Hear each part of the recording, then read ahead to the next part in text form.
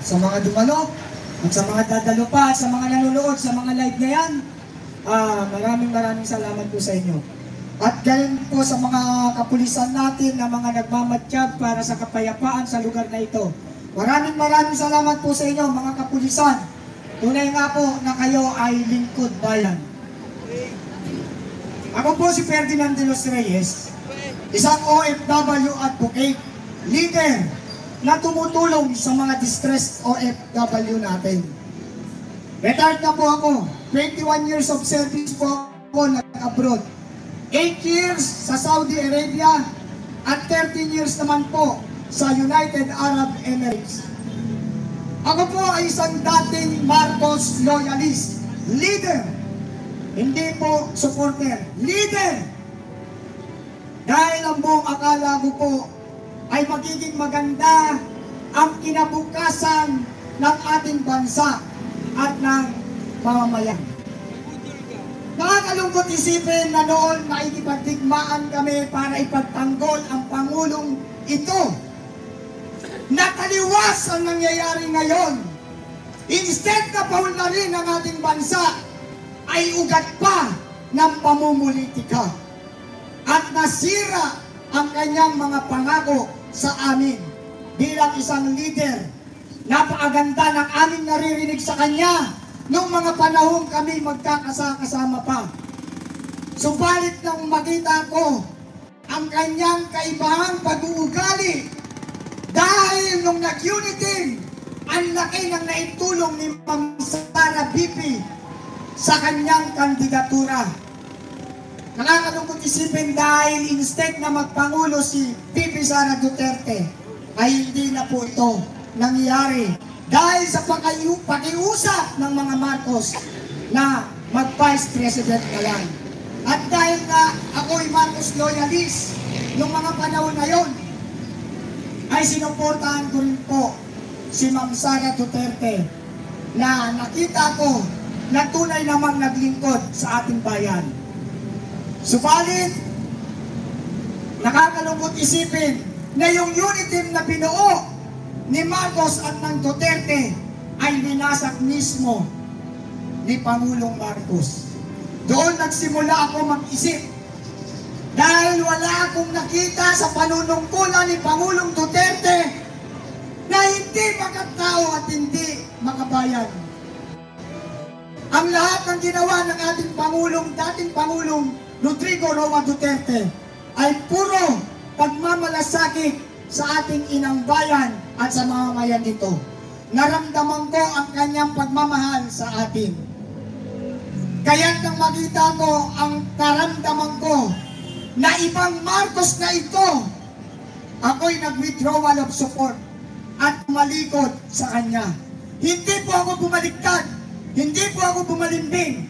Ako po ay nagising sa katotohanan na walang pag-asa ang incompetent leader sa panahon natin ngayon. Saan ka naman nakakita na magaling na Pangulo na tayo ay paiinumin ng tubig baha na sa ganitong kalaking filter na ilalagay sa badya ng DSWD ay pwede daw natin inumin. Grabe.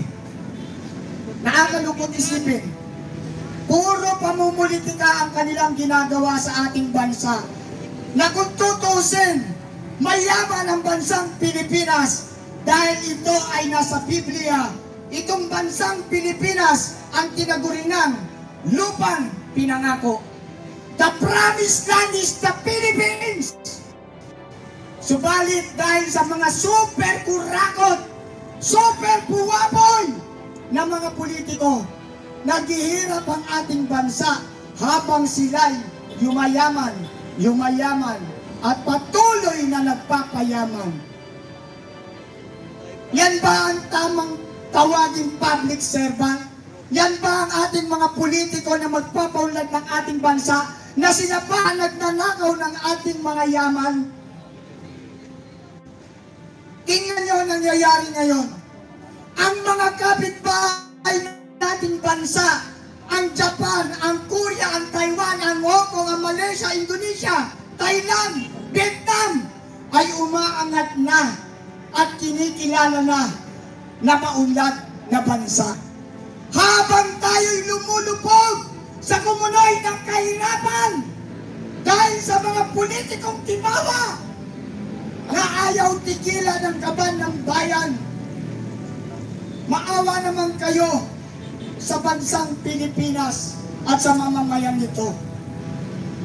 Kayo ang dapat na nagpapaunlad ng bansa dahil kayo ang mga taong gobyerno. Kayo ang mga may kapangyarihan. Kayo ang mga abogado. Kayo ang mga public servant. Subalit ano ang ginawa nyo sa bansang Pilipinas? Isang malaking kahihiyan. Mga punyeta. Hindi ako marahas na tao. OFW ako. Bago ako lumabas ng bansa, katakot-takot na screening, katakot-takot na NBI, police clearance, kung ano-anong college yan. Bago kami makalis ng bansa. Kung may kaso ka, hindi ka makakalabas kahit barangay lang ang kaso. I mean to say, I am law-abiding citizen. Hindi po kami mga gumagawa ng kaguluhan. Kaya nga po, correction, ito nagaganap sa gabi o panawagan at pag-iusap sa gobyernong sobrang umagnakaw. Sana naman, maisip nyo na paunarin ang bansang Pilipinas. Hindi lamang ang inyong mga pamilya. Hindi lamang ang inyong mga luxury life ang iniintindi nyo. Intindihin nyo naman sana ang bansa at ang mamamayan nito na sobra-sobra ng kahirapan. Tama na ang pamumulitika. Pansinin nyo ang kuryente. Dahil sa sobrang pamumulitika ninyo, hindi nyo na naiisip gampanan ang mga trabaho nyo. Hindi na kayo nakakaisip ng gumawa ng batas sa ikaunlad ng Pilipinas at ng mamamayan nito. Pagkos tirahan kayo ng tirahan, banatan kayo ng banatan, habang ang bansa natin ay nalulugmok na sa tubig baha. Habang ang bansa natin niyayanig na ng Panginoon upang gisingin ang mga puso ng mga politiko na sobra-sobra lang nangungurakot. Kaya nga ang tawag sa inyo, mga buwaboy. Bakit buwaboy? Buwaya sa kapal ng balat, lumabon ng pondo ng bayan. Kayo po ay mga tunay na buwaboy. Hindi po kayo mga public servant. Pansinin nyo, tama yung sinabi kanina ng isa nating tagapagsalita. Bakit talagay sa ombudsman itong seremonya na hindi naman siya qualified? Dahil unang-una kung siya mismo ay mayroong kaso. Pangalawa, ang anak niya mismo ay mayroon din kaso. Pero bakit ito ang inilagay sa ombudsman? At bawal din po naman na maglagay ka sa isang pwesto na merong kasalukuyang pwesto sa DOJ. Binakante mo ang DOJ, pumunta ka sa ombudsman. What is the heck? Ano ibig sabihin yan? Paano na yung mga may kaso doon na sinampahan previously na mga kaalyado nila? Split second, kaya na nilang burahin yun. At wala nang makukuha mustisya ang mga nagsampa ng kaso doon. Dahil manipulated na po. Ganyan po karumi ang gobyerno natin ngayon. Kaya kami ngayon narito, hindi upang papagsakin ang gobyerno. Correction, hindi po para papagsakin. Kundi para ipanawagan at ipakiusap na kung maaari, kung puso ka, Pangulong BBM, it's better to step down because you are incompetent leader. Kawawa naman po ang bansa at mamamayan. Gayahin mo na lamang po ang iyong ama na nung makita niya matindi na ang kaguluhan, nakita niya mga sundalo ng kabila at sundalo ng gobyerno ay magkakagulo at magbabarilan. Nagkaroon siya ng napakamagandang decision making.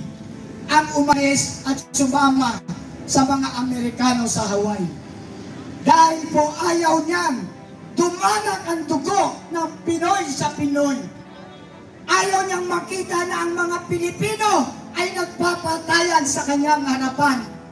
Ano niya ang pesto kung ang mga mamamayan naman ay isa-isa lang namamatay.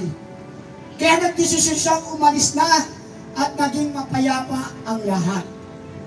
Kaya kami narito, ipinapanawagan namin, ipinapakiusap namin sa Pangulong BBM na kung maaari, it's better, step down.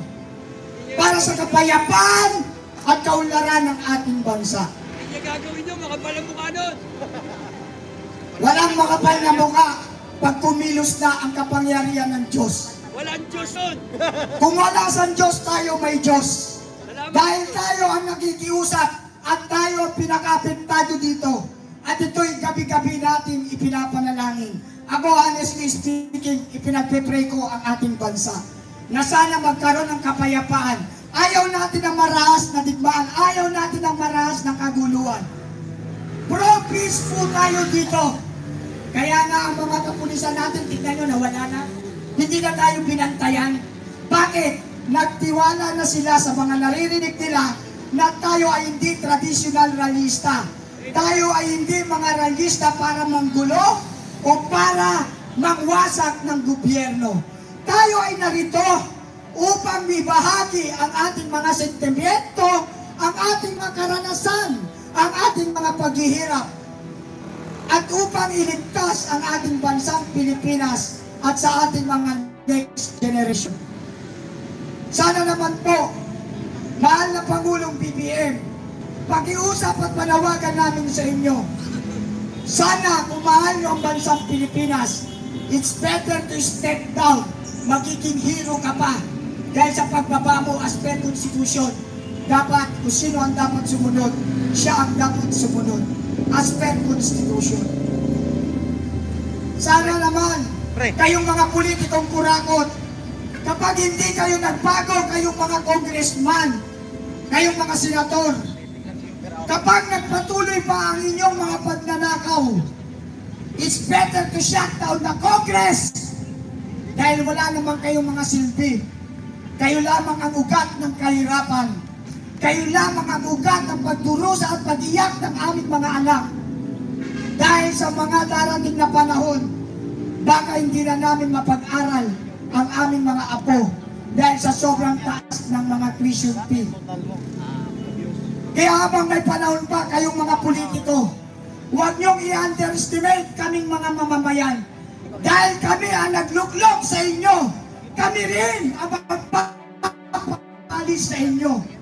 Dahil ang tunay na kapangyarihan at ang tunay na gobyerno ay kami. Kami. Nabuhay ang bansang Pilipinas na walang mga senador, walang congressman, walang presidente. Noong panahon, wala. Pero nabuhay ang Pilipinas. Kaya kung kayo rin lang naman mga congressman, hindi lahat ng congressman, hindi lahat ng senador ay masama. Meron dyan ilan-ilan na magagaling at matatalino at ginagampanan ang kanilang pagiging politician. Naglilingkod ng tama. Subalit ang masama, kulang na kulang sila sa numero. Kapag sila hindi umayon sa mga tarantadong politiko, pagkakaisahan sila at i-demoralize at sisirain ang pagkatao hanggang sa matanggal ito. Ganun po ang laro ng politika sa atin, napakarumi. Tingnan nyo si Congressman Kiko Barsaga. Isang bagong congressman, batang-bata. Subalit meron siyang pagmamahal sa ating bansa. May pagmamalasakit. Ano ngayon ang ginagawa nila? Sinisilipan nila ng butas, tanggal ito. O para tanggalin ito. Kapag ikaw ay nasa tama at umaayon sa katuwiran, kalaban ka ng mga tarantadong kurakot na politiko. Subalit kapag ikaw ay tumulad sa kanila na magnanakaw, magkakasundo-sundo kayo at mananatili kang congressman o senador. Ganyan po karumi ang laro ng politika. Kaya nga tayong mga simpleng mamamayan ay magkaisa na, manawan at makiusap sa gobyernong ito na tama na po, sobra na. Isipin nyo naman mga politiko, ang kalagayan ng ating bansa. Nakakahiya na tayo, pinagtatawanan na ang bansang Pilipinas. Na dati ako bilang isang OFW, for 21 years of service, naabutan ko pa kung paano sumaludo ang mismong amo kong Arabo sa akin. Ang sabi nga sa akin, bansag sa akin, sagir na par, katirmo. Sa Tagalog, maliit na tao, pero malaki ang utak.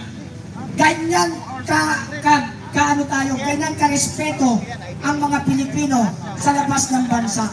Subalit ngayon, hindi nyo na mararanasan yun. Yung ganong pag-appreciate sa ating mga Pilipino.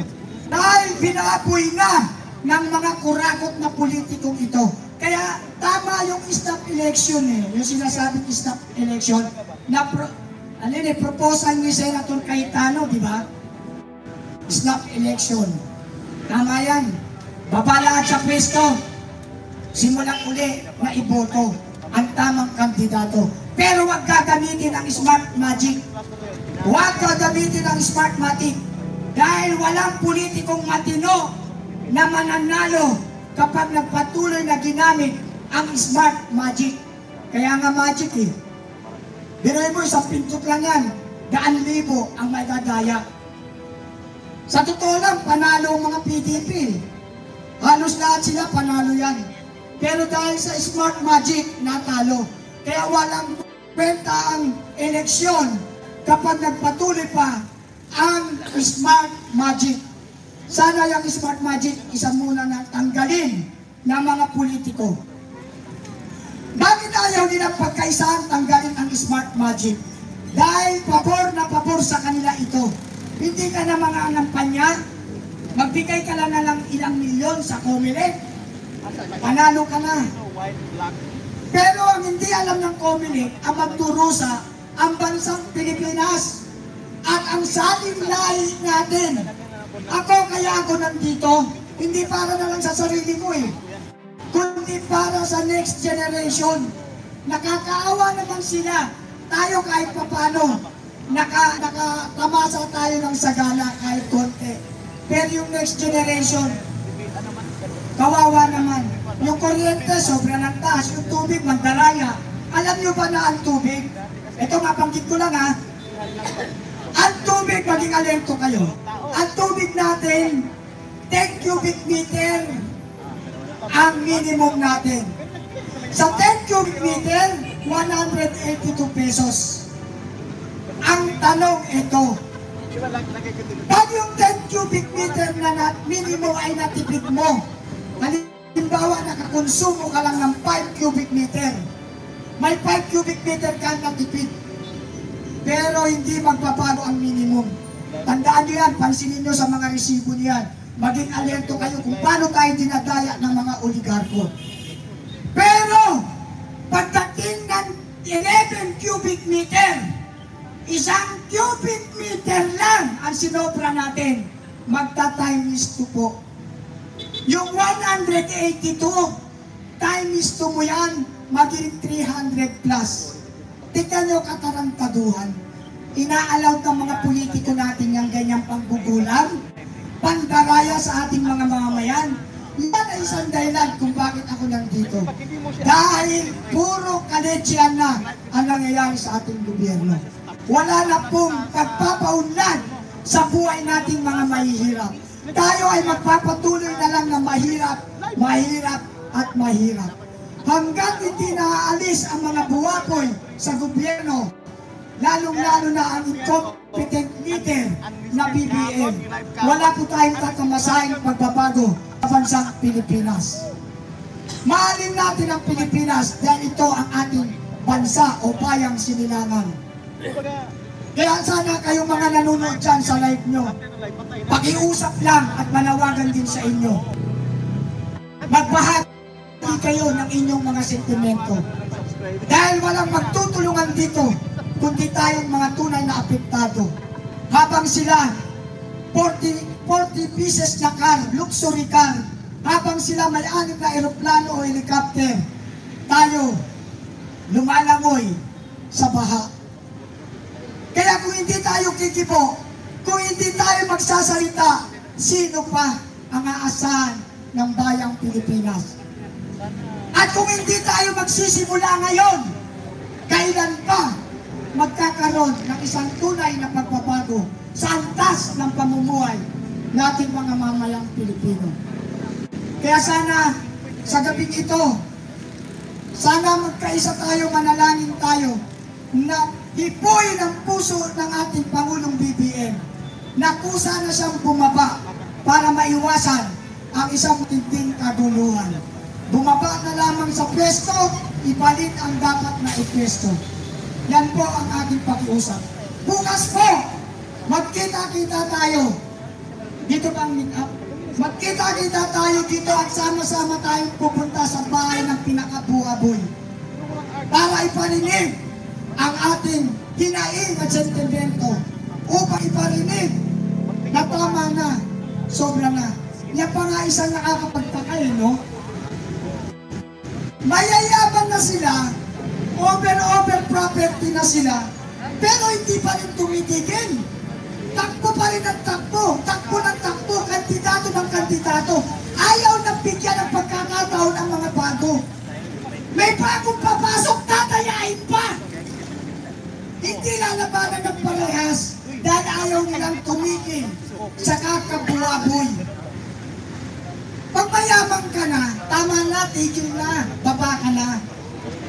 Ibigay mo naman sa bago, maraming gagawa niyan. Yung ginagawa mo pag nanakaw, sobra na, tama ka na. Ibigay mo naman sa walang alam. Yung sa tunay na magsiservisyo para sa gobyerno at para sa tao. Yung ang puso ay may takot sa Diyos. Yan ang tunay na politician. Why politician called public servant? Tinawag kayong public servant, hindi para kayong paglingkuran. Tinawag kayong public servant para paglingkuran nyo kami. Kami na ang tunay na nagalal sa inyo. Pero tulad nga ng sabi ko kanina, dapat abolish ang smart magic para magkaroon ng patas na labanan. Kung maaari, balik to manual.